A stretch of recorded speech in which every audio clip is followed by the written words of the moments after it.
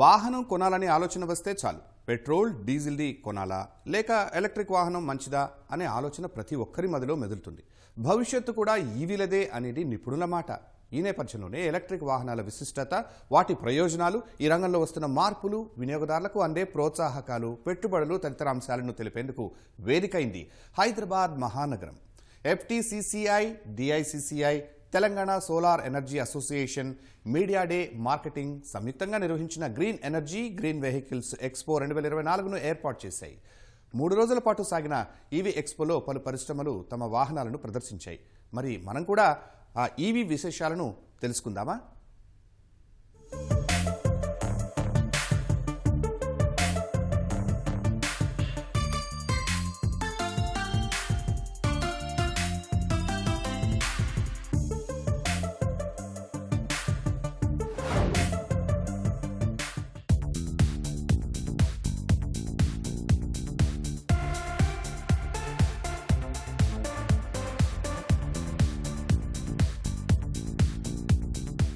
ప్రస్తుతం మనం ఉన్నటువంటి హైటెక్ సిటీలో ఇండియా ఎనర్జీ గ్రీన్ ఎక్స్పోలో అనేక ప్రతిష్టాత్మకమైనటువంటి కంపెనీలు పాల్గొంటున్నాయి. వాటికి సంబంధించినటువంటి మరిన్ని వివరాలు తెలుసుకుందాం. హైదరాబాద్ వేదికగా ఏర్పాటు చేసిన ఈవీ ఎక్స్పోకు నగరవాసుల నుంచి అనూహ్య స్పందన లభించింది.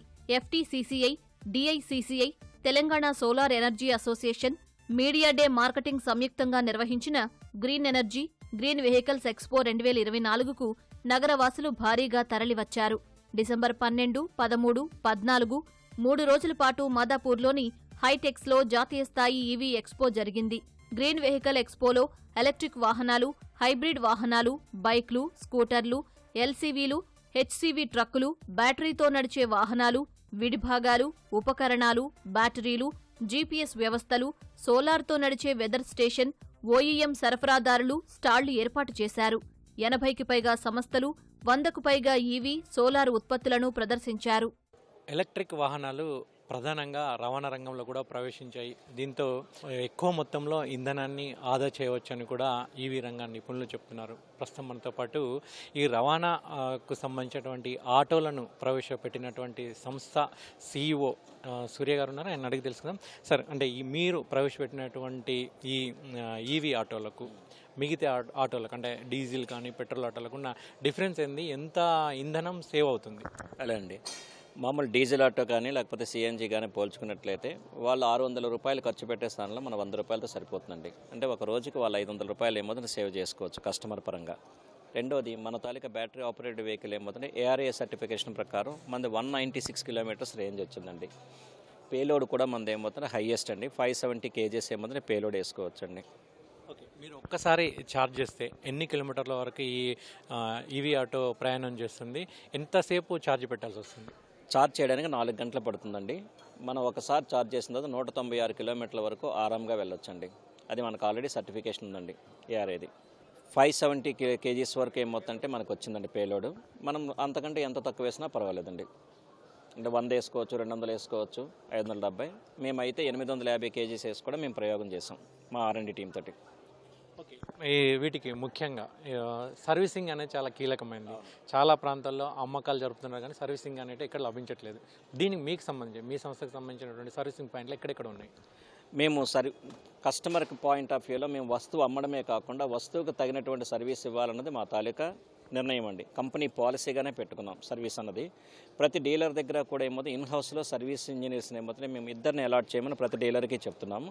తర్వాత మాకు సెంట్రల్ టీంలోనే ఏమవుతుంటే సర్వీస్ డిపార్ట్మెంట్ ఒకటి ఉంది.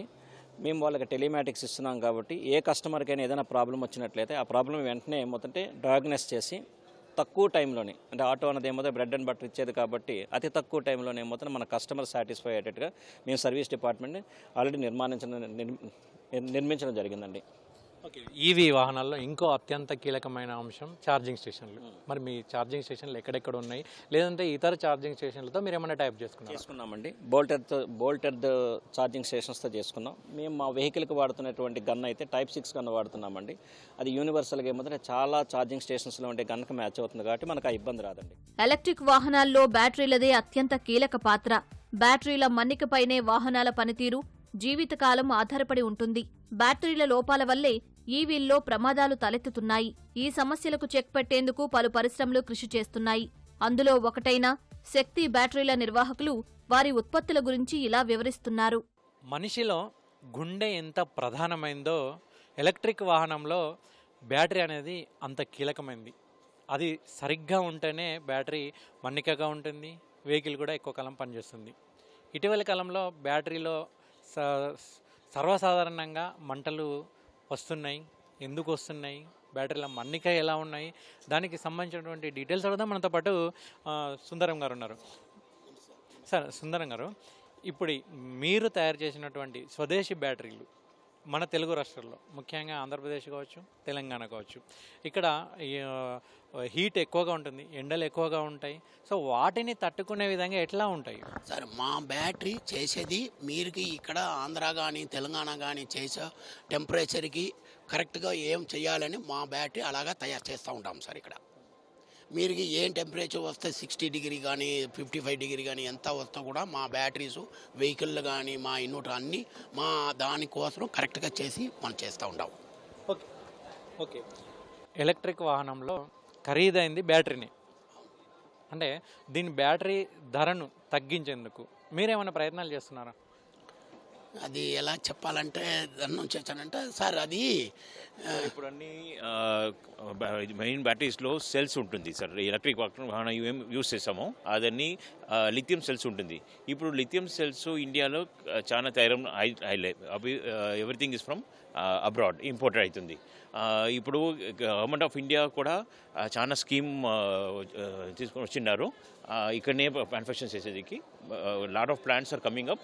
So almost within 1 or 2 yearsలో లోపల మీకు చాలా ప్లాంట్ వస్తుంది. సెల్స్ ఈడనే మ్యానుఫ్యాక్చర్ అవుతుంది. ఈడ ఎప్పుడు మ్యానుఫ్యాక్చర్ అవుతుందో మాకు ఈ ప్రైస్ తక్కువ అవుతుంది. So almost within 1 or 2 years there lot of changes in the prices you can see. Sir present approximately మీకు ఒక సెల్ అంటే అప్రాక్సిమేట్లీ 180 to 200 రూపీస్ ఉంటుంది సార్. అది అప్రాక్సిమేట్లీ అబౌట్ 100 రూపీస్ రావచ్చు. ఆల్మోస్ట్ 50% రిడక్షన్ రావచ్చు. ప్రెసెంట్ బ్యాటరీ అంటే మీకు around 20,000-25,000 rupees ఉంటుంది. ఇప్పుడు కెపాసిటీ మీకు 10,000 లోపల వస్తుంది. 10,000 to 12,000లో మీకు బ్యాటరీ దొరుకుతుంది ఇండియాలో ఫుల్ మ్యానుఫ్యాక్చర్ అయితే. సో ఇది ఫ్యూచర్ అవుతుంది. So we are looking forward for it.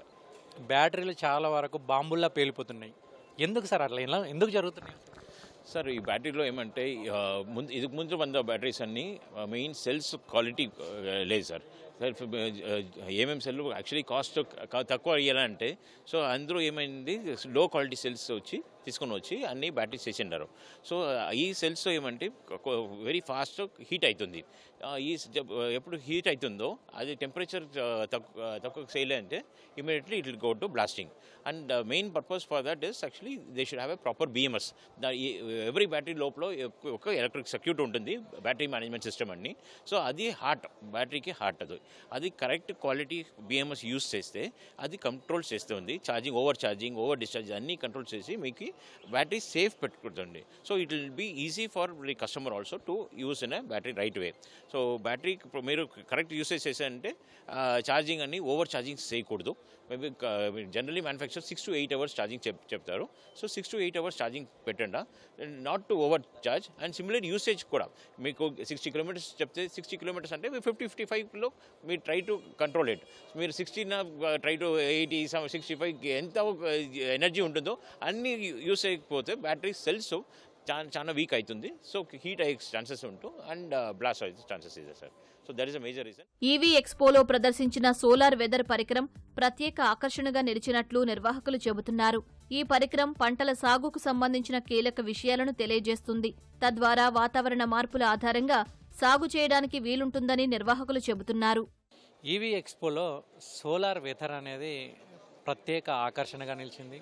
ఇది రైతులకు, గ్రామ ప్రజలకు కూడా చాలా ఉపయోగపడుతుందని నిర్వాహకులు చెప్తున్నారు. ప్రస్తుతం మనతో పాటు అక్షయ్ ఉన్నారు, ఆయన అడిగి తెలుసుకుందాం. ఈ సోలార్ వెదర్ ఎట్లా పనిచేస్తుంది, ఈ పరికరం ఎట్లా పనిచేస్తుంది? ఇది వచ్చేసి సోలార్ వెదర్ స్టేషన్ అండి. దీంట్లో మనకి ఇది హీలియోట్ ఎన్విరోసెన్స్ అంటాము, అంటే ఆటోమేటిక్ వెదర్ స్టేషన్. ఇది సోలార్ పవర్డ్.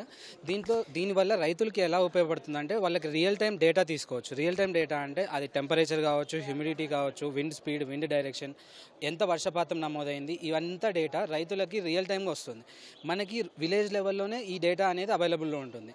దీనివల్ల రైతులు బెటర్ ఇరిగేషన్ కానీ, బెటర్ పెస్ట్ అలర్ట్ కానీ, లేదు ఏదైనా ఫార్మింగ్ రిలేటెడ్ యాక్టివిటీ చేసుకోవాలన్నా కానీ రైతులకి ఇది ఎంతో ఉపయోగకరంగా ఉంటుంది. ఇది సోలార్ పవర్డ్ కాబట్టి మనకి ఎలక్ట్రిసిటీ యూజ్ అనేది అవసరం లేదు, అంటే కరెంట్ అవసరం లేదు. దీనివల్ల రైతులకి బెటర్ డెసిషన్ మేకింగ్ చేయడానికి ఉపయోగపడుతుంది. ఇప్పుడు మీరు ఇది సోలార్తో నడుస్తుంది అంటున్నారు కదా, ఒకవేళ వర్షాకాలం కావచ్చు, లేదంటే చలికాలం కావచ్చు, ఎండ ఎక్కువగా ఉండదు, అలాంటి సమయంలో ఎలా పనిచేస్తుంది? ఇది మన సిస్టమ్ వచ్చేసి బ్యాటరీ బ్యాకప్ 15 days ఉందండి. ఇప్పుడు మనకి నార్మల్ రెయినీ సీజన్లో కూడా మనకి ఈ బ్యాటరీ బ్యాకప్ 15 days వర్క్ చేస్తుంది. మినిమం సోలార్ రేడియేషన్ ఉన్నా కానీ మన సిస్టమ్ బ్యాకప్ అవుతుంది. డేటా అనేది 15 days వరకు నిరంతరాయంగా ఫార్మర్స్కి అనేది డేటా అనేది వస్తుంది. ప్యానెల్ అనేది సోలార్ ఎనర్జీని ఇస్తుంది.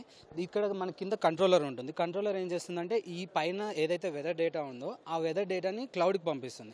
ఆ క్లౌడ్ డేటా మనకి రైతులకి డాష్బోర్డ్లో చూసుకోవచ్చు. డాష్బోర్డ్లో చూసుకొని రైతులకి ఏ కైండ్ ఆఫ్ పెస్ట్ అనేది రావడానికి ఛాన్సెస్ ఉన్నాయి, అది మన సిస్టమ్ అలర్ట్ ఇస్తుంది. అది గ్రామస్తులు అందరూ యూజ్ చేసుకోవచ్చు. దాంతోపాటు ఇరిగేషన్ కైండ్ ఆఫ్ సిస్టమ్ కూడా ఉంది మనకి. అది కూడా మనం ఇంటిగ్రేట్ చేసుకొని ఇండివిజువల్ ఫామ్లో రైతులకి ఇరిగేషన్ అనేది డ్రై రన్ ఉన్న, ఫేస్ ఫెయిల్ ఏమైనా జరిగినా, ఇవన్నీ ఏవి జరిగినా కానీ రైతులకి అలర్ట్ వస్తుంది. అలర్ట్ ఇచ్చి మనకి ఆటోమేటిక్గా రైతులు ఇరిగేషన్ చేసుకోవచ్చు.